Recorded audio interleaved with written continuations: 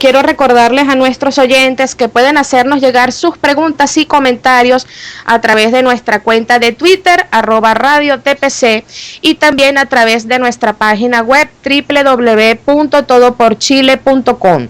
Allí van a encontrar un icono de Skype. Hacen clic allí, se les abre una ventanita que les va a pedir autorización. Al aceptarla, se ejecuta la aplicación que les lleva directamente a la cuenta de Skype, donde pueden escribirnos. No hace falta que envíen la solicitud de contacto, simplemente nos escriben allí su pregunta y nosotros la leemos al aire.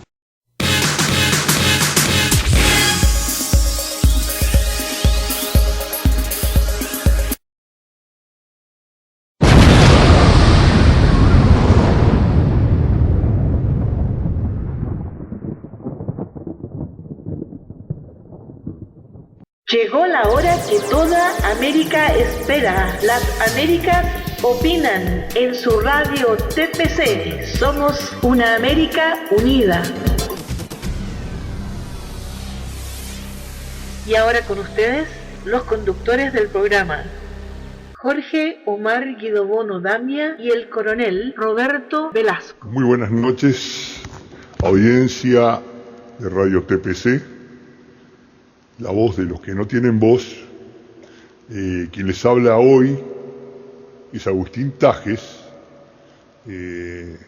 visto que nuestro amigo Jorge Guidobono y Coronel Velasco están indispuestos, no es nada grave, así que el próximo jueves seguramente van a estar con ustedes, y entonces hemos salido acá a hacer la suplencia para hablar de algunos temas que son importantes en nuestro país, pero también, dada la situación continental que soportábamos, el Foro de San Pablo y todo eso, también tienen que ver con todo el continente.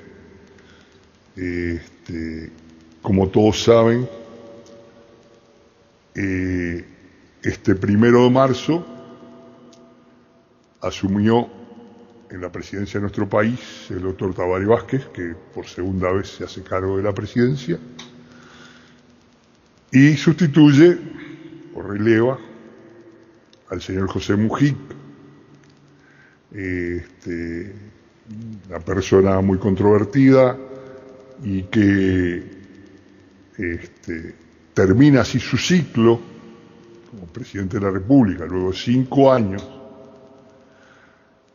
Y en general he visto ríos de tinta escrito sobre la actuación que le cupo al señor Mujica a lo largo de este quinquenio. Y nosotros, nuestro semanario Generación del 40, un semanario que hace 8 años que tenemos en el aire, y también en otro semanario que el de la web, ese semanario es digital, por supuesto, y el otro semanario de nuestro amigo Félix Sobes, Equinox, hemos escrito sobre el tema para simplemente expresar nuestra opinión de lo que fue ese periodo, ¿no es cierto? Y yo recordaba hace unos días algo que la gran actriz China Zorrilla, que es uruguaya, pero que trabajó muchísimo en la Argentina, y quienes en el continente han visto películas y novelas y todo argentinas, ella siempre ha trabajado, es muy conocida, y allá por el año 2009, en un programa justamente argentino de la señora Mirta Legrand, yo la vi decir, era previo a las elecciones, y le preguntaron a ver a quién iba a votar. Y ella dijo, bueno, dice, yo siempre voté al Frente Amplio, dice, y el candidato era el señor Mujica. Dice, pero esta vez no lo voy a votar, dice. El señor Mujica es un gran actor, que dicho por ella, evidentemente por algo sabía, y además es muy peligroso. Y así fue. El gobierno del señor Mujica fue un sainete, en el que él representó un papel, porque evidentemente ser presidente de cualquier nación, aunque sea una chiquita como la nuestra, es algo que requiere mucho más que ser un filósofo de boliche, ¿no es cierto?, que está todo el tiempo filosofando y diciendo lo que tienen que hacer los demás. Tiene que ser alguien que sepa de gestión. Y bueno, pero esa actuación de él fue apoyada por una operación de marketing excelente, que lo mostró en el mundo como alguien diferente, al punto que hoy día es admirado. ¿Pero por qué? Simplemente por ser una persona muy austera y despreocupada en su aspecto. Es una persona desaliñada, pero aún en ocasiones en las que su investidura como presidente de la República exigía otra presencia, ha ido de una forma totalmente inadecuada, ¿no es cierto? Todo el mundo vio aquella foto de sus pies en una sandalia de pescador, unos pies bastante rústicos y vestido también como para ir a pescar, no para ir a un relevo de un ministro, donde todo el mundo estaba de saco y corbata y traje, pero esta operación de marketing hizo que en el exterior lo miraran como una mosca blanca en el mundo, en un mundo que el desempeño del poder está lleno de personas y grupos que lo único que buscan es el beneficio personal, enriquecerse, ejercer ese poder en forma absolutamente corrupta, antiética, inmoral. Es cierto, eso pasa de un polo al otro y en toda la redondez de la tierra. Pero esa tensión que él captó en todo el mundo como ser un presidente diferente, austero, que vive en una chacra, cosas muy, muy fabricadas, porque ni calvo ni con dos pelucas. La presidencia de la República acá en Uruguay tiene una estancia que es como un castillo en el departamento Colonia, que el señor Anchorena, un argentino muy rico y muy aventurero, construyó ahí enfrente a Buenos Aires prácticamente, San Juan, la arroyo San Juan, y lo dejó como un legado a la presidencia de la República. Es un parque, un paraíso ahí, es un castillito. Y todos los fines de semana el Pepe, como le dicen acá, se iba en el helicóptero, en el Dofín, que cuesta $1.000.000 y que cada hora de vuelo cuesta $1.000, su señor, y hacía sus buenos asados y reunía a todo el mundo allá. O sea que es austero, pero para Forespor. Después no es tan austero como el aparente. Y bueno, pero le prestaron atención a eso en todo el mundo. Y muchas veces acá, charlando con la gente que viene de afuera, de turistas o parientes que tenemos en la Argentina, por ejemplo, y dicen, no, ustedes sí que tienen un presidente fantástico. Pero nadie prestó atención a lo más importante, que es la calidad de la gestión de él como la persona que está al frente del Poder Ejecutivo. Y todos sabemos lo que ha sido esa gestión.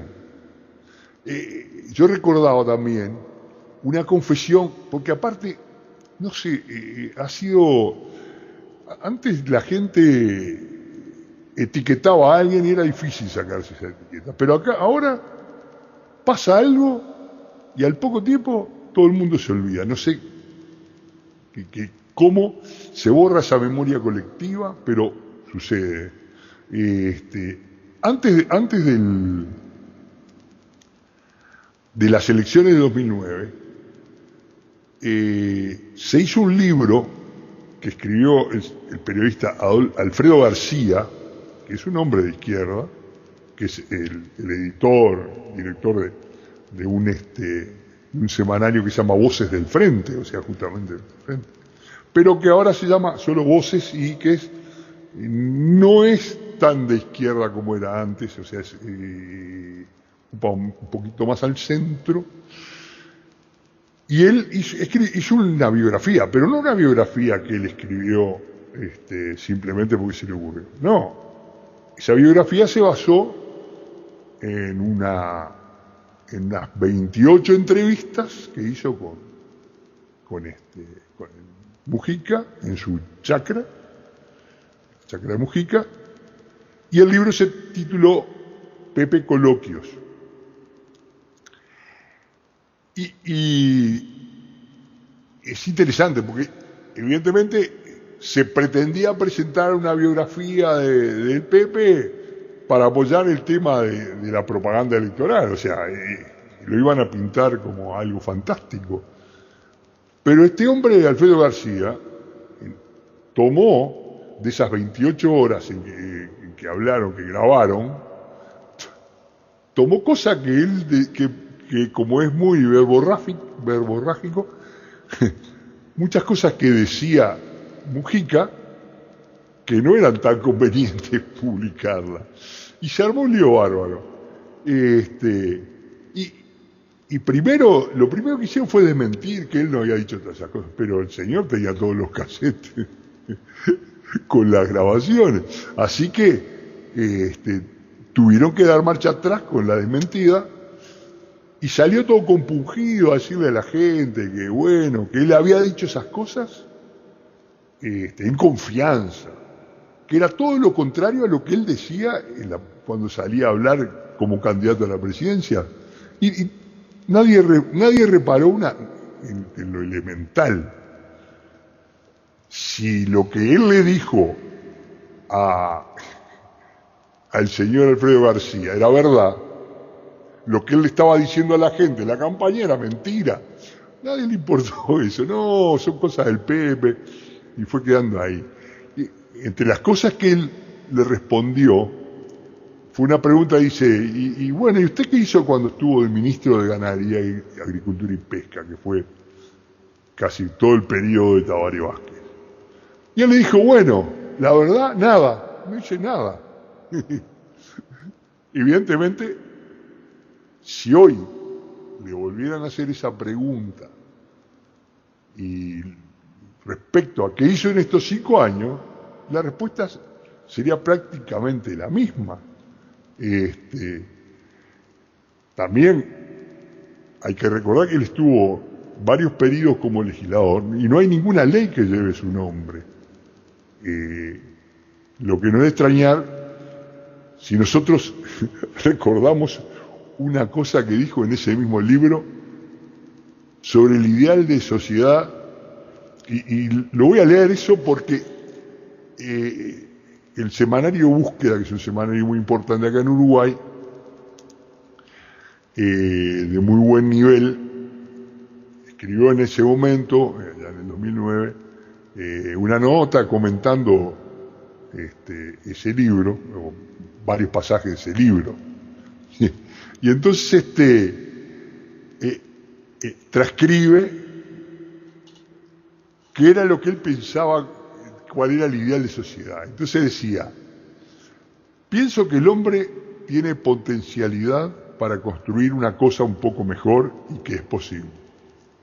Eso es lo que llamo socialismo con un fuerte tono autogestionario y participativo. Dijo, la mejor definición que encontré es en los Kunsan, un pueblo que vive en los bordes del desierto de Kalahari, Le preguntaron a los tipos si no tienen jefe, y ellos les contestaron: nosotros somos jefes de nosotros mismos. Es el sueño, es la utopía, confesó. Según el candidato frentista, la libertad es tener tiempo para hacer las cosas que a uno lo motivan la mayor parte del tiempo.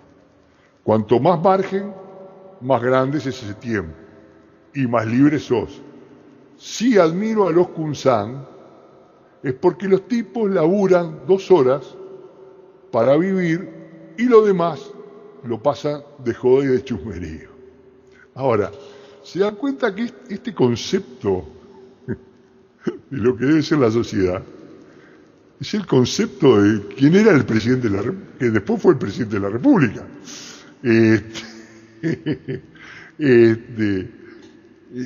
La historia de él es una historia de que nunca se le conoce un trabajo en serio. Siempre tuvo una idea anárquica de la sociedad y basó su estrategia en un populismo barato que le ha llegado a un sector de la población que, gracias a la aplicación del grancismo durante tantos años, ha crecido de manera muy importante con el apoyo de otros sectores que lo aceptan, pero que hacen el papel de cretinos útiles, como llamaba Lenin a quienes, no siendo marxistas, igual iban a apoyar las coaliciones armadas por ellos. Allá en las famosas 21 condiciones de el segundo congreso de la Tercera Internacional en 1920, Lenin, entre las cosas que él ponía para pertenecer al Partido Comunista que se estaba creando y que, por supuesto, iba a tener a Rusia como la madre patria del sistema, él impulsaba las coaliciones con otras fuerzas no comunistas, que iban a ser los cretinos útiles, que les iban a permitir llegar al poder y que después serían descartados, ¿cierto? Como han hecho siempre a lo largo de la historia. Estamos hablando ya casi un siglo de esto, ¿no es cierto? Estamos a 95 años. Entonces, la pregunta es: ¿tiene Mujica alguna obra importante que mostrar luego de estos 5 años? Y la respuesta es muy clara y cortita: ninguna. Así como en el Ministerio de Ganadería y Agricultura no hizo nada, tampoco acá hizo nada, a menos que consideremos logros el casamiento gay o la legalización de la marihuana. No solo la legalización, sino con el Estado como productor, promotor y distribuidor de la misma. Ese es el gran logro por el cual en el mundo hay gente que nos admira, o lo admira a él. Y la otra cara, ¿qué nos dejó? Y bueno, acá la respuesta es bastante más larga, pero muchísimo peor. Nos dejó una deuda de más de 45.000 millones de dólares, la más grande de la historia. Cuando comenzó el periodo frentista en 2005, la deuda del Uruguay era 14.000 millones de dólares. Tabaré Vázquez la llevó a 22.000 y Mujica más que la duplicó, prácticamente la llevó al triple de lo que era hace 10 años la deuda. Y es notable porque nos dicen que la deuda es la más baja con respecto al producto, pero el producto, en primer lugar, el producto es flexible, o sea, no es siempre el mismo. Hoy tenemos un buen Producto Bruto Interno y con respecto al producto no obstante, es un porcentaje altísimo, ¿no? Cada uruguayo debe $15.000, cada uruguayo. Creo que es la deuda más grande de toda América per cápita. Así que, eso por un lado. Y por el otro, nuestro producto, si bien ha crecido mucho y en base a los buenos precios de los commodities y todo ese viento de cola, también está integrado por un montón. En este periodo incrementaron, o sea, el Uruguay venía disminuyendo el tamaño de su Estado por una ley que decía que las vacantes que se iban produciendo en el Estado no se llenaban, excepto por causas muy importantes desde el punto de vista técnico, si se precisaba alguien que tuviera una especialidad que fuera necesaria. Pero si no, todo lo que era burocracia y todo eso se iba a ir achicando. Y se iba achicando, iban varios miles de funcionarios menos. Lo primero que hicieron en el 2005 fue derogar esta ley y en este momento se cierra el segundo periodo frentista con 40.000 funcionarios más. Esos son sueldos que van a engrosar el PBI, ¿no es cierto? Pero no son sueldos productivos que tengan algo que ver con eventualmente con respecto a la deuda. Y eso se ve que antes de las elecciones salieron a vender 2.000 millones de dólares en bonos, que para nuestro país es un disparate. O sea, que nos decían que está todo fantástico, pero nadie sabe por qué salieron a vender 2.000 millones de dólares. Y ahora le pidieron al Parlamento que les levantara el tope que tenía el Poder Ejecutivo con la deuda para subirla, porque falta plata, y acaban de hacer una venta que yo no sé, por lo menos no lo he encontrado, de cuánto. ¿Y qué es lo que le dicen al pueblo? Le dicen, estamos contentos, se vendieron los bonos rapidísimos, eso demuestra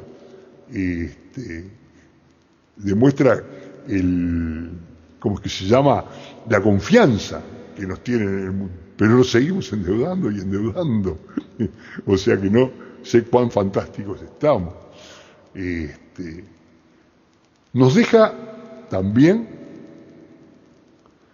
una carga impositiva tremenda, no solo para el bolsillo de cada uno de nosotros, que tiene que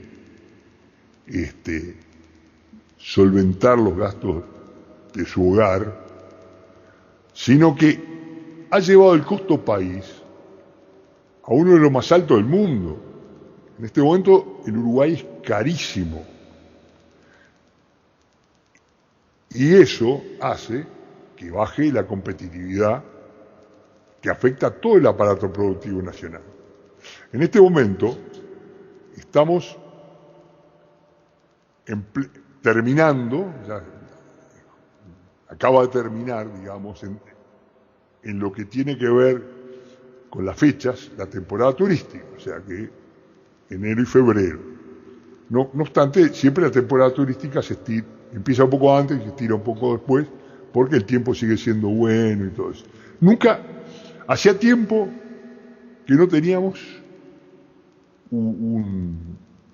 una situación meteorológica tan buena y tan estable, con mucho calor, sol, las poquitas tormentas rápidas que pasaron de verano, y sin embargo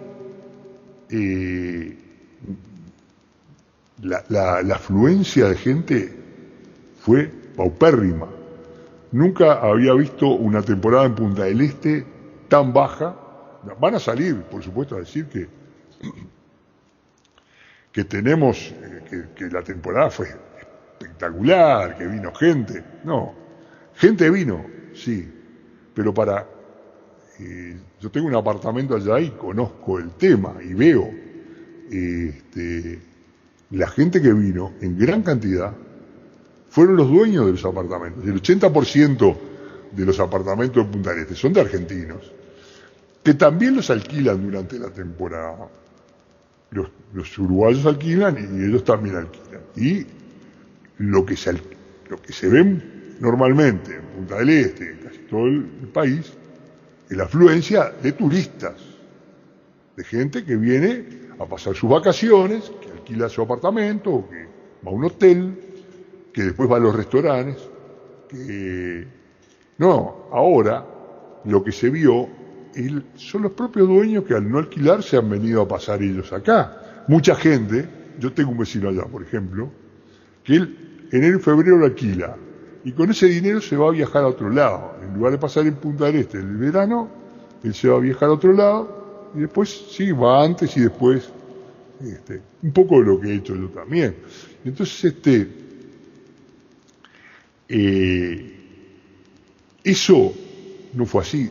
Los dueños vinieron todos a pasar el verano en Punta del Este, y eso no solo repercute en que no se alquiló y que los hoteles tuvieron una ocupación mucho más baja, eso repercute en los restaurantes.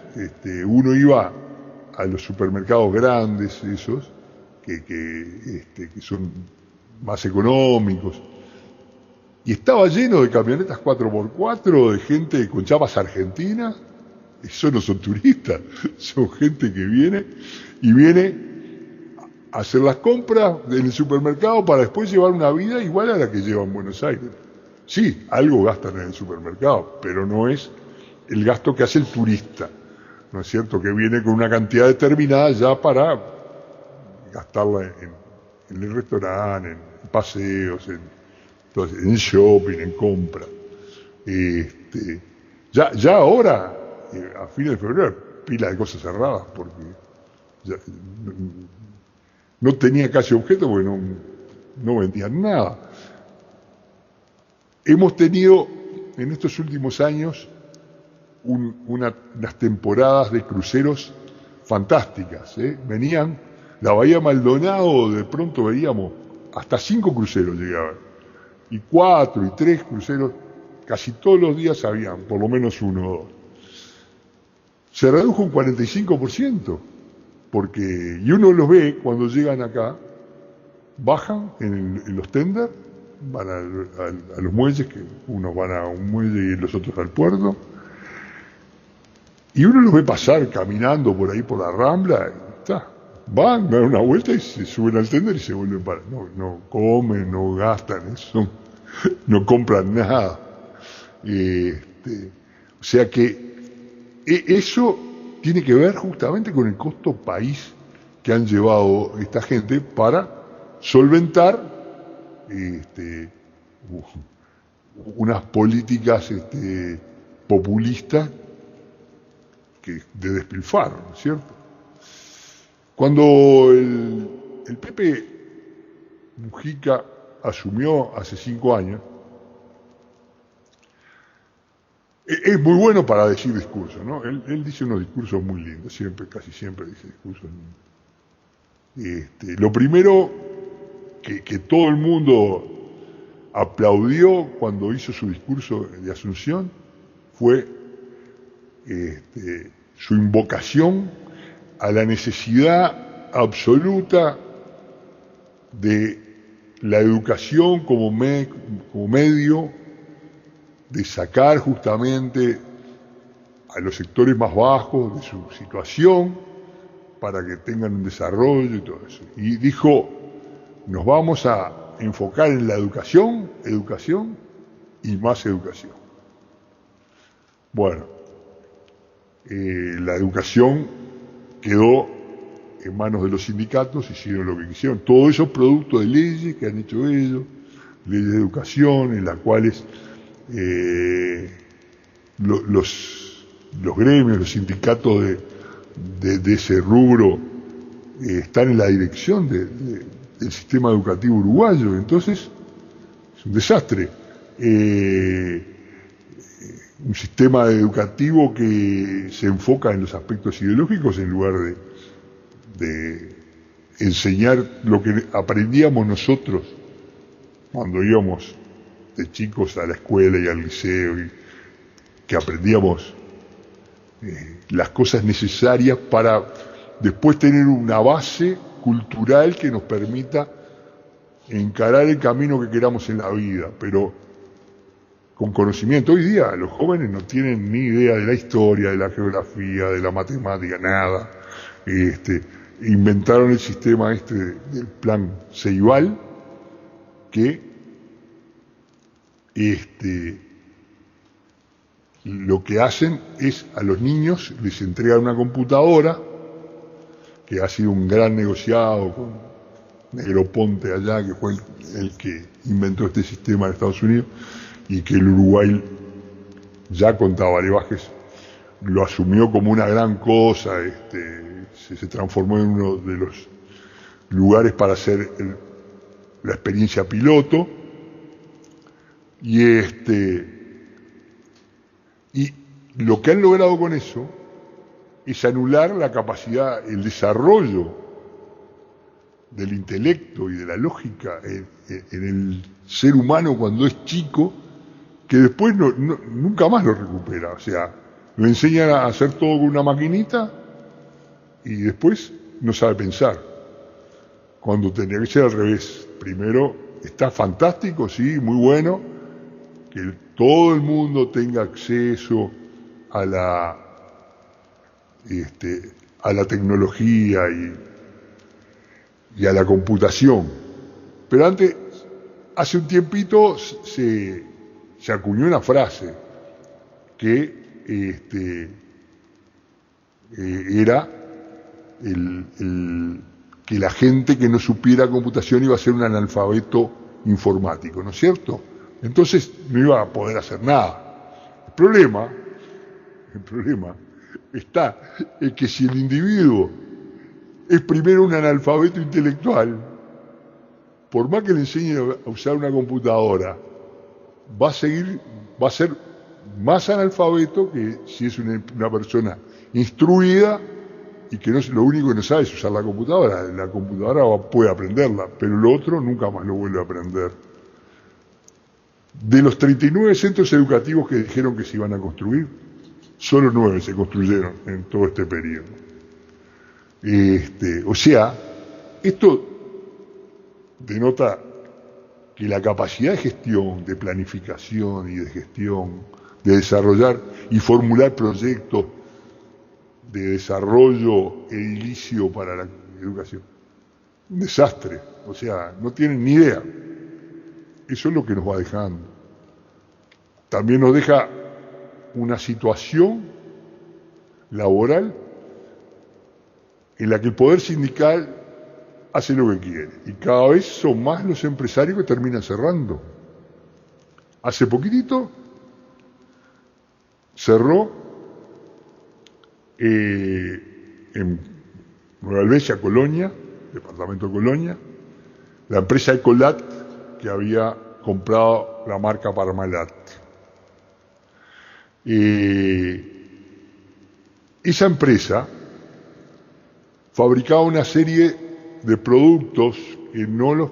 Acá en Uruguay, la CONAPROLE, es la Cooperativa Nacional de Productos Lácteos, es la empresa láctea mayor que hay acá, más importante. Y fabrica muchísimos productos, ¿no es cierto? No solo leche, sino leche de diferente, con hierro, con esto, con lo otro, yogur, queso, dulce de leche, bueno, toda una línea muy importante. Pero hay una cosa, hay algunos productos que tienen que ver con aquellas personas que tienen intolerancia a la leche, que son muchísimas más de las que uno cree. Yo lo conozco porque mi señora tiene ese problema. Y Parmalat había sacado una leche deslactosada, excelente. Desde que empezó a tomar esa leche se le acabó el problema. Y conozco, al principio era difícil de conseguir porque la producción era chiquita y había pocos lugares y mucha gente no la traía. Y ya en estos últimos tiempos estaba en todos los supermercados y se vendía porque la gente empezó a darse cuenta que muchos problemas que tenía digestivos y todo, que se lo atribuyeron a una cosa u a otra, en realidad eran por intolerancia a la leche, ¿no es cierto? Y ahora eso desaparece del mercado. Y y todo fue por la intransigencia. O sea, hay problemas con los empresarios, hay empresarios que de repente no resuelven bien las cosas, pero en este caso había problemas de funcionamiento en la empresa decidió achicar, bueno, empezó a negociar. La gente en Nueva Helvecia y la mayoría de los empleados querían negociar, y bueno, habría gente que iba a quedar afuera, en seguro de paro, pero la dirigencia gremial dijo no y se trancó, y bueno, entonces al no encontrar salida, los empresarios se fueron, cerraron. Después echaron para atrás, el gobierno intentó mediar, no hubo caso. Se perdieron 400 puestos de trabajo en una ciudad chiquita como Nueva Helvecia, que se le suma otra empresa una imprenta, que ya había quebrado, y en esa política, como decía el Pepe, de autogestión, que han impulsado la autogestión, cuando cierra una empresa, ¿qué hacen? Se la dan a los funcionarios, a los empleados, para que la autogestione, y un fondo de desarrollo que se creó en este gobierno, en este periodo, los empieza a financiar. Bueno, el fondo ese que se llama ese fondo de desarrollo, le había dado $6 millones a esta gente para que ahora quebró otra vez. O sea que a pesar de esos 6 millones, volvieron a quebrar. Es tremendo, ¿no? Pero eso, hoy estaba leyendo que lo mismo pasa con otra empresa que estuvo muchos años cerrada, hace poquito también. Le empezaron a inyectar del Fondes, que se llama Metzenicena. Metzenicena fabricaba cerámicas en Palme Olmos, que es una cerquita acá de Montevideo, unos 30 y pico, 40 kilómetros, en Palme Olmos, cerquita de otra ciudad que se llama Pando, que está a 30 kilómetros, ahí bien cerquita.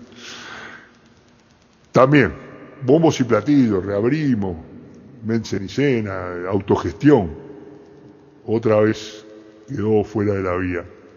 Eso es lo que hacen, o sea, gestionan y hacen todo esto en base a una idea, no en base a un análisis profundo de la realidad como debe ser, ¿no es cierto? Hace unos años tuve la suerte de ir a hacer un curso de formulación y desarrollo de proyectos y de gestión de proyectos,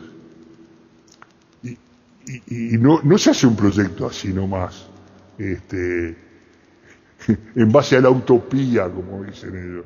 De hecho, la utopía quiere decir algo que no se puede realizar, o sea que es muy inconsciente, falto de responsabilidad, conducir un país de esa manera, ¿no? Otra cosa que nos deja es la salud en pésimas condiciones. Bueno, todo esto arranca ya desde el otro periodo de Tabaré Vázquez, en el cual dice, sí, ahora todo el mundo está cubierto. Siempre estuvo cubierto, eso es una mentira. El Uruguay, yo tenía un amigo que trabajó,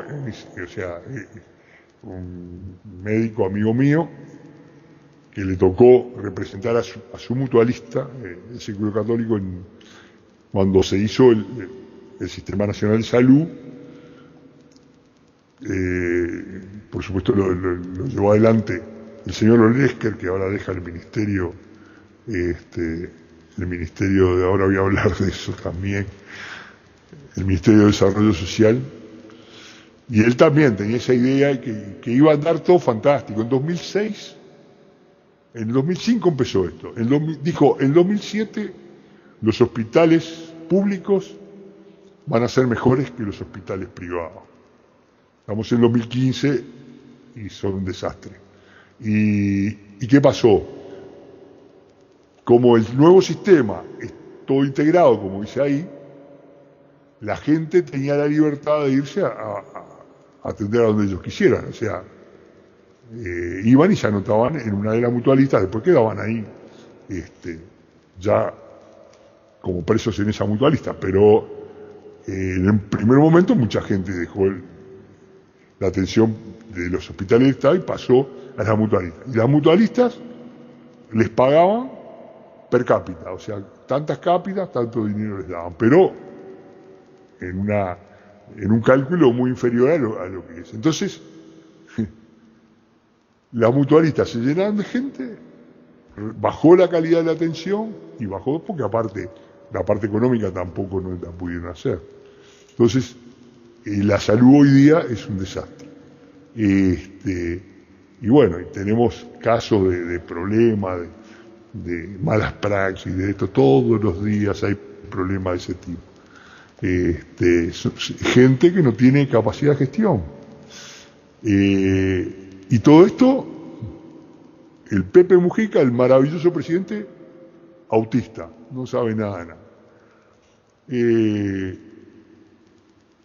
Nos deja el MIDES, el Ministerio de Desarrollo Social, con 100.000 beneficiarios de los planes esos que dan de canasta familiar, esto todo, tarjeta, ahora para las elecciones, el Pepe Mujica, que de acuerdo a la Constitución tiene absolutamente prohibido participar en actos eleccionarios, en propaganda, en lo que fuera, se fue a recorrer el país, a los lugares, a los pueblitos chiquitos donde nunca había ganado el frente, a donde hay justamente pobreza, y se fueron con la caja de tarjetas del MIDES,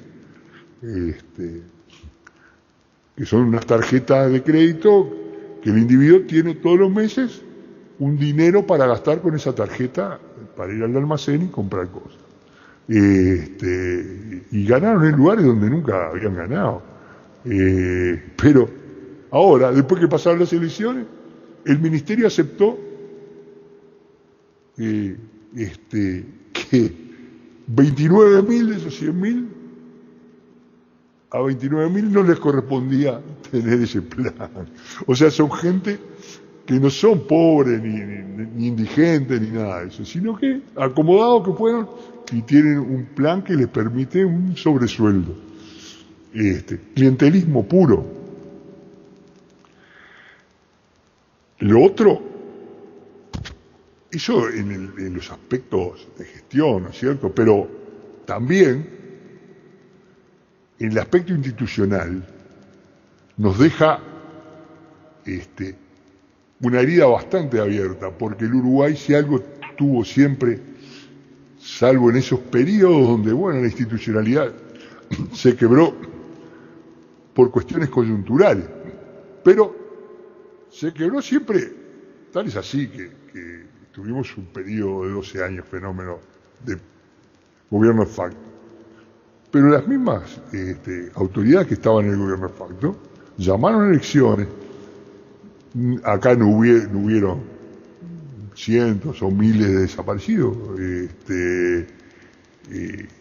Hasta en eso hubo un plebiscito en el año 80, la gente fue, votó libremente, ganó la opción no la que proponía el gobierno, y se cumplió y se respetó el plebiscito. Una cosa, esa idea de democracia republicana y liberal que la traemos desde Artigas y de los padres fundadores de la patria nuestra, nuestros ancestros, eso también, él a veces habla de esas cosas, pero ni las cree, ni las practica. La prueba está que la Suprema Corte de Justicia, en los últimos tiempos, luego de un cambio que hubo, porque hubo un momento que la integración de la Suprema Corte, que son 5 miembros, era 3-2, en soporte al gobierno, o sea que los ministros les bancaban cualquier cosa. Pero justamente se fueron 2 de ellos, entraron otros 2 que son profesionales, no creen que la justicia tiene que estar al servicio de lo que diga el gobierno, sino que la justicia es uno de los 3 poderes del Estado independiente, como buena república, y le ha volteado media docena de leyes por inconstitucionales. Él promulgó esas leyes, haciendo gala de su máxima, ¿no? Lo político está sobre lo jurídico. Es la antítesis, a pesar de que él habla de democracia y republicanismo, pero después la justifica con un montón de pavadas que dice, ¿no? Hace poquito justamente el nuevo canciller que viene ahora dijo que durante este gobierno se iba a priorizar lo jurídico sobre lo político y bueno, ya salió Mujica a decirle un montón de cosas. Ahora, violó tanto la Carta Magna que pasó por encima de 2 consultas populares en las que el cuerpo electoral, que es la máxima expresión soberana de la nación, de acuerdo al artículo 82 de la Constitución, se había expresado de manera libre e irreprochable, o sea, en 2 consultas populares convocadas por la gente del Frente Amplio. Las 2 veces le dijo que no quería el pueblo que se derogara o se anulara la ley de caducidad. Sin embargo, después de esas 2 cosas y de jurar ante la televisión, que lo vimos todos, de que iban a respetar el fallo del soberano,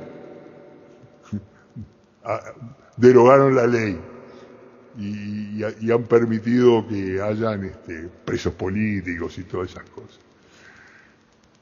Nos llenó de vergüenza al acompañar la ilegítima sanción al Paraguay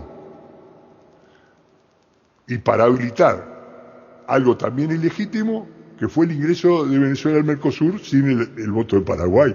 O sea que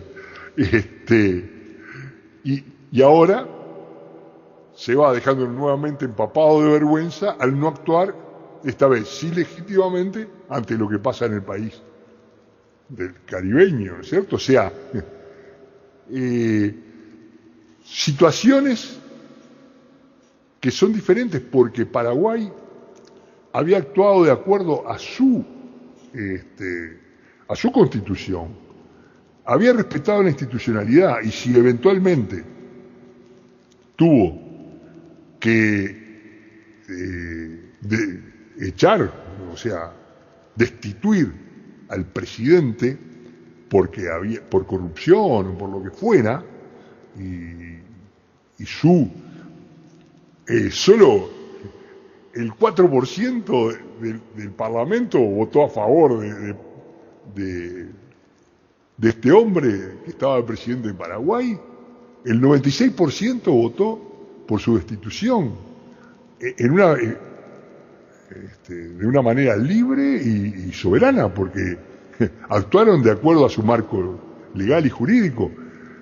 Sin embargo, le pasaron por arriba a eso, lo suspendieron del Mercosur para poder meter a Venezuela, y ahora, con todo lo que... Y en ese momento fue que él acuñó esa expresión. Dijo, no, lo político está sobre lo jurídico. Y ahora que en Venezuela pasa lo que está pasando y que sí debería ser aplicada la cláusula democrática para sancionar a Venezuela, al gobierno no al país, al gobierno de Venezuela, entonces invocan razones jurídicas falsas también, porque lo que está pasando en Venezuela evidentemente amerita que se tomen esas medidas. Es una vergüenza que nos ha dejado este hombre. Desgraciadamente pasa en el resto del continente, por eso yo estoy comentando estas cosas, porque todo esto, todos los gobiernos que tienen que ver con el Foro de San Pablo, es lo mismo, es muy parecido.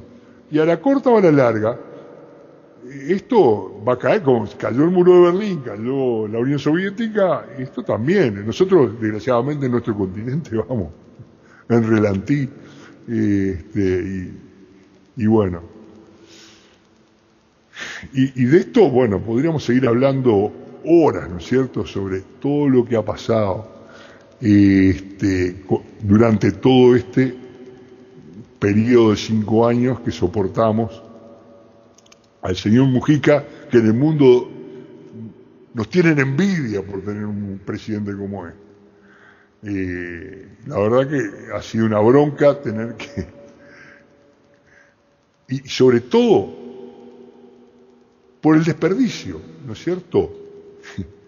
Tuvimos un periodo de bonanza fantástico, donde los precios de nuestros productos estaban por las nubes, donde es cierto que creció la economía del país en base a eso. Sobre todo los productos agropecuarios, ¿no es cierto?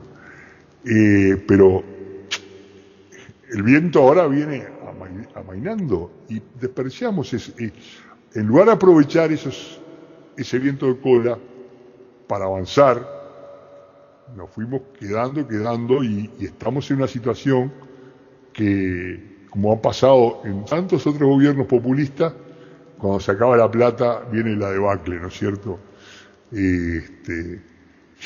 Ahora el Pepe le deja, como ellos suelen decir, la herencia maldita. Perdón. Le deja a Tabaré la herencia maldita, que por supuesto, como son del mismo palo, Tabaré no se va a quejar como lo hizo con Valle, diciéndole que le había dejado el país destrozado, que no sé cuánto. Ahora lo deja endeudado hasta las orejas, pero no van a decir nada. Y lo deja en las manos de los gremios y van a tener montones de lío durante todo este periodo. Y bueno, ¿y quiénes sufren? Los ciudadanos, nosotros. Y acá no pasa nada. Impunidad por el despilfarro, por la corrupción que la tuvieron, el caso de Pluna y varios otros. Previamente, eso fue durante el gobierno de Tabaré, los 15 millones de dólares de los casinos. Nunca se vio casino que pierden 15 millones de dólares, que fueron los de la Intendencia de Montevideo. Y bueno, y nos dejan otra herencia, que es que Tabaré nos trae todo ese equipo, esa murga que tuvo él, que fue justamente la que hizo todos los temas de Pluna y la salud y todo ese tipo de cosas, los vuelves a poner ahora de ministro. Así que bueno, y él se va, el Pepe, vuelve al Parlamento y, como dijo él, para seguir trabajando en pos de ese socialismo que le confesaba a García en Pepe Coloquio. O sea, va a querer que seamos como los Kunzán, capaz, no sé. Él le gusta vivir así, allá, charlando y tomándose algunas cosas. Yo, cuando escribí la nota sobre eso, le puse normalmente nunca uso en mis notas palabras un poco que pueden sonar groseras, ¿no? Aunque son palabras de uso diario. Y la titulé con una palabra que él usa comúnmente como otras peores, y le puse 5 años al pedo, ¿está? Como dice. Bueno, eso es lo que tiene que ver con todo esto que nos ha pasado. Y entonces quiero tocar un temita ahora que nos quedan 10, 12 minutos, porque acá en nuestro país, bueno, pasa en otros países, ¿no?, que las elecciones para acá son departamentales o sean provinciales, es el paralelismo con el departamento nuestro, por una razón de que antes fuimos una provincia, cuando nos emancipamos allá en 1811, 12, 13 allá, y nos emancipamos y fuimos la provincia oriental, ¿no es cierto?, de las Provincias Unidas del Río de la Plata. Y entonces antes que fuera Argentina, entonces, o sea, formamos parte de todo con la Argentina, del mismo núcleo político, y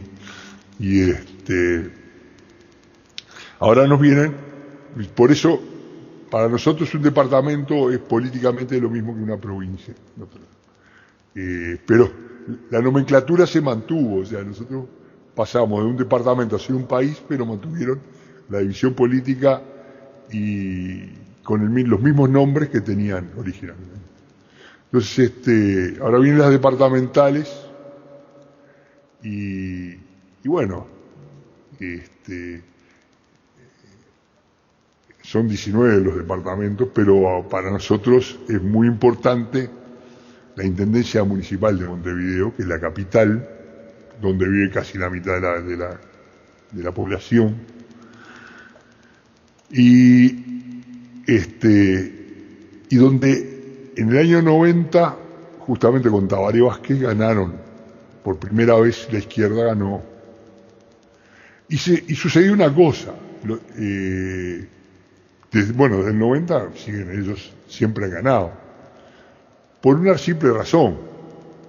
En primer lugar porque, bueno, han utilizado todo el aparato grancista que ellos tienen, desde la educación y todo, el clientelismo, la propaganda, han gastado cantidades navegables de dinero en cuestiones culturales y todo. Es increíble lo que se ha despilfarrado, al punto que hoy la Intendencia tiene 450 millones de dólares de déficit. Siempre desde Tabaré para acá la recibieron con 10 millones de dólares de superávit, y de Tabaré para acá siempre tuvo déficit. Y lo peor, nunca hicieron nada. La ciudad, sí, me van a decir, en 25 años algo se ha avanzado, han hecho algunas cosas, pero en general no hemos avanzado lo que se debería haber avanzado en esos 25 años. O sea, la gestión siempre ha sido pésima, y esta última peor que ninguna. Entonces,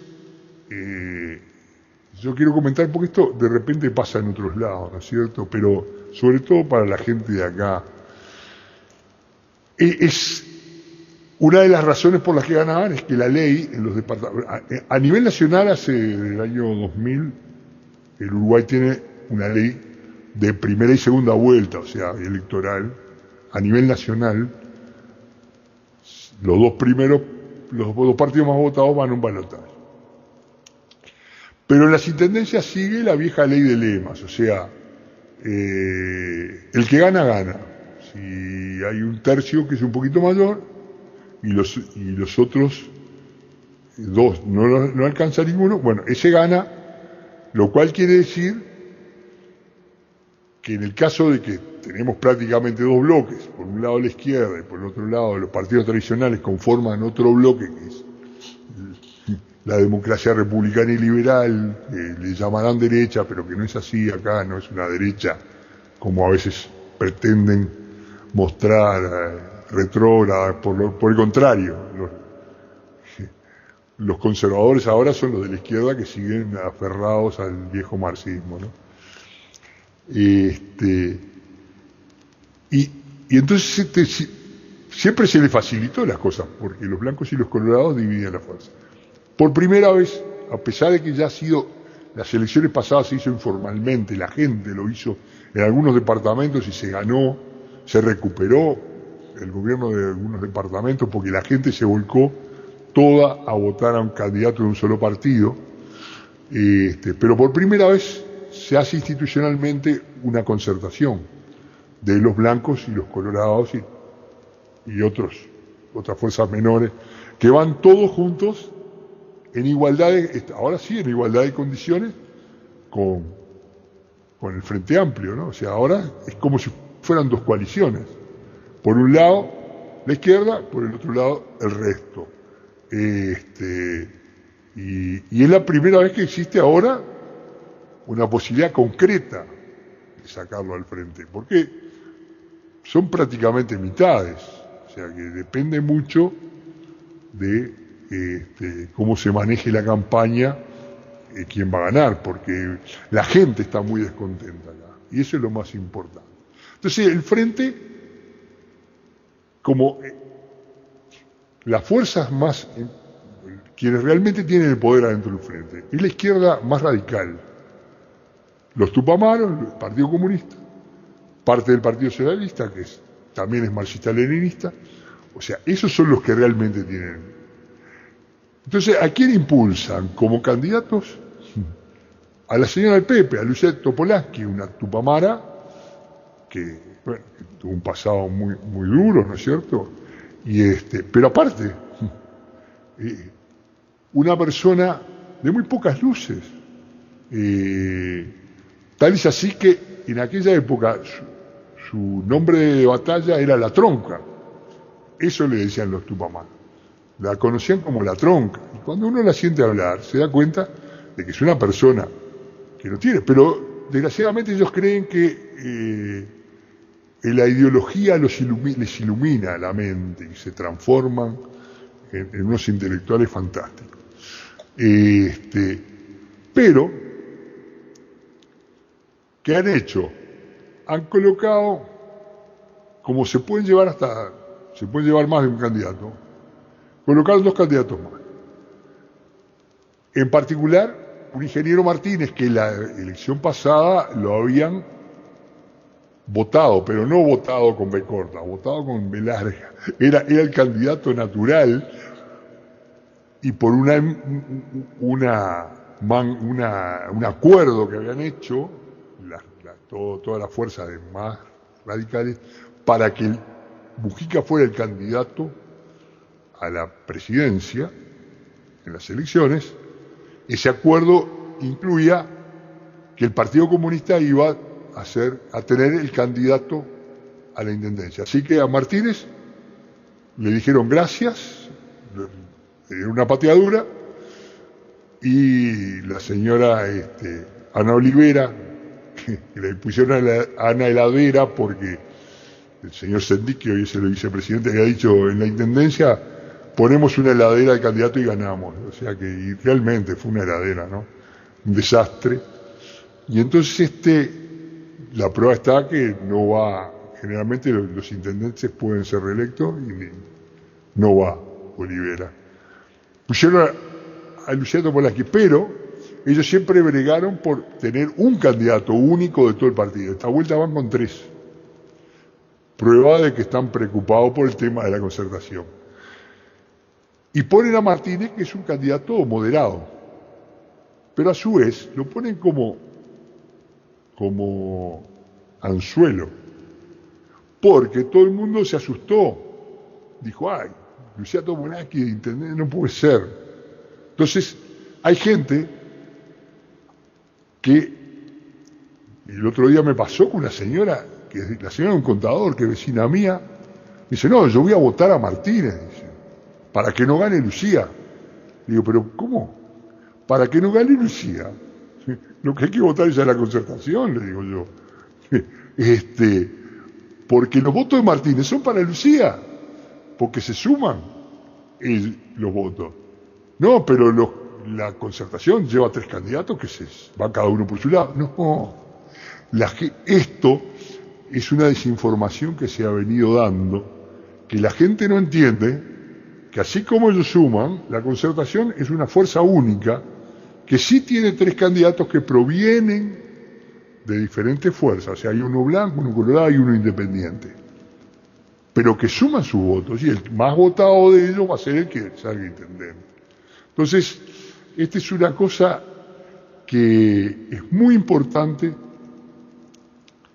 que se divulgue, que se hable, que se le explique a la gente que no pueden votar a Martínez para que no gane la Topolansky. Votar a Martínez es votar por la Topolansky. Y entonces sí hay que volcar todos los votos a favor de la concertación. Cualquiera de los candidatos es lo mismo. El que le guste, el que saque más va a ser el intendente, pero no va a ganar Lucía Topolá. Y entonces, una de las cosas muy importantes que pasa muchas veces en las redes, en Facebook yo lo veo, hay gente de todos los partidos que opina. Entonces, claro, a pesar de que se está impulsando la concertación, hay unos que dicen, viva los blancos, otros vivan los colorados. Hay que erradicar ese lenguaje en esta campaña. Viva la concertación, no hay más. En esta elección en Montevideo no hay más blancos y colorados. Hay un candidato que le puede gustar más o el otro que sí proviene del partido, pero que es un candidato de la concertación.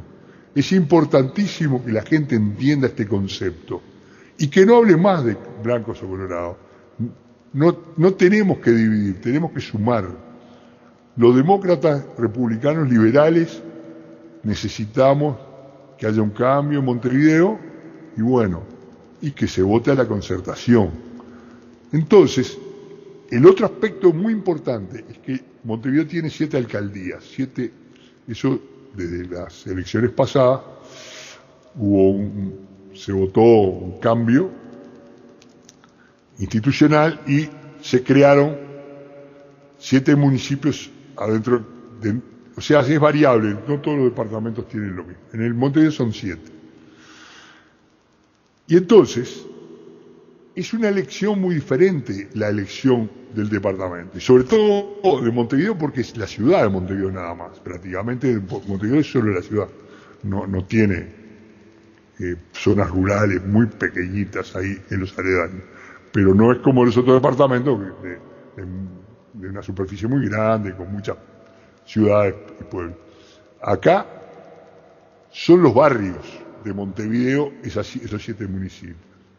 Entonces es muy importante que cada uno de esos barrios tenga un candidato de la concertación, que sea un vecino que es referente dentro del barrio, que sea conocido por todo el mundo, respetado, que sea un referente y que él conozca a su vez los problemas que tiene ese barrio y que entonces le haga propuestas a sus vecinos inteligentes y viables para que la gente entienda de que todas esas cosas de las cuales se queja, de la limpieza, del alumbrado, de las calles, del tránsito, todo eso que hace a la vida de la ciudad, a la calidad de vida de la ciudad, no quiere decir que la cultura sea olvidada 100%, pero no puede ser que todo se centre en las murgas y en el carnaval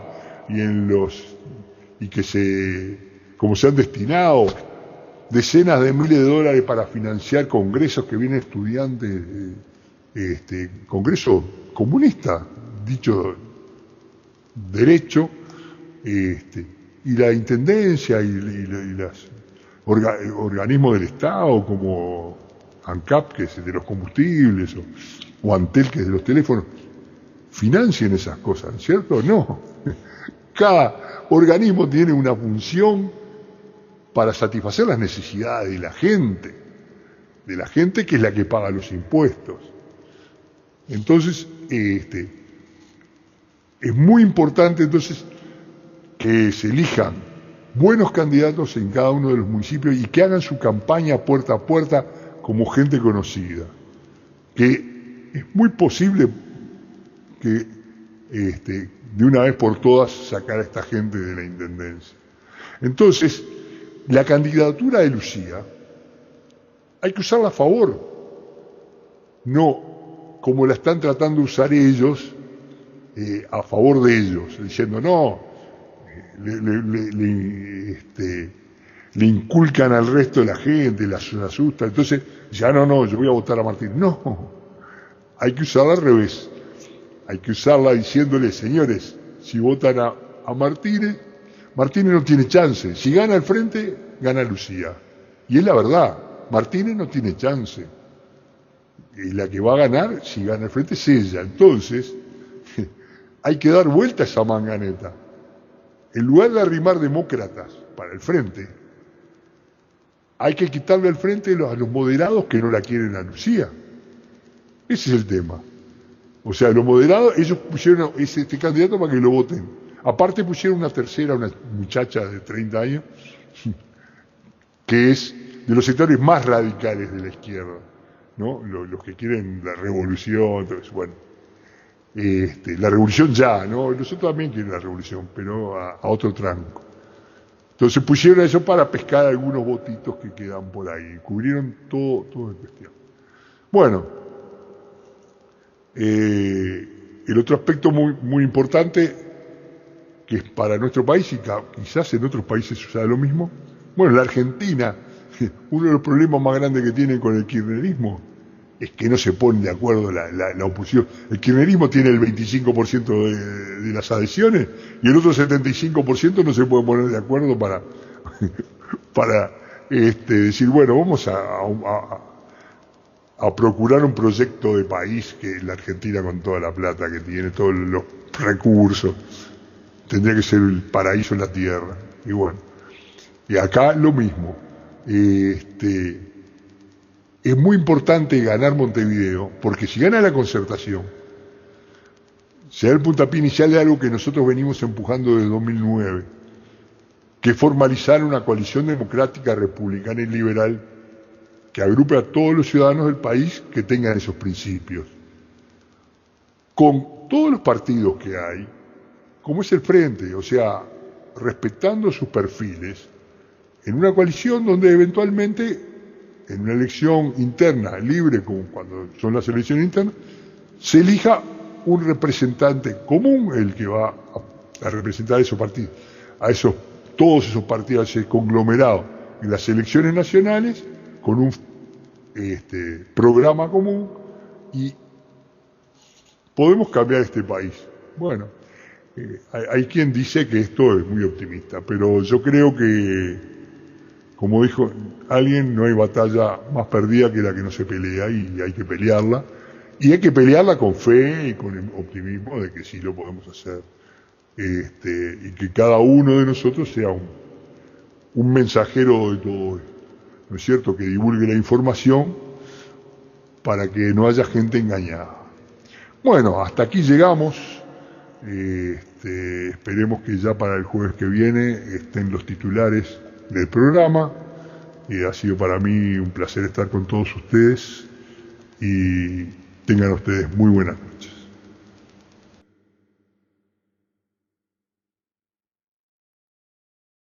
Escuchas Radio TPC, Boston, Chile y América toda.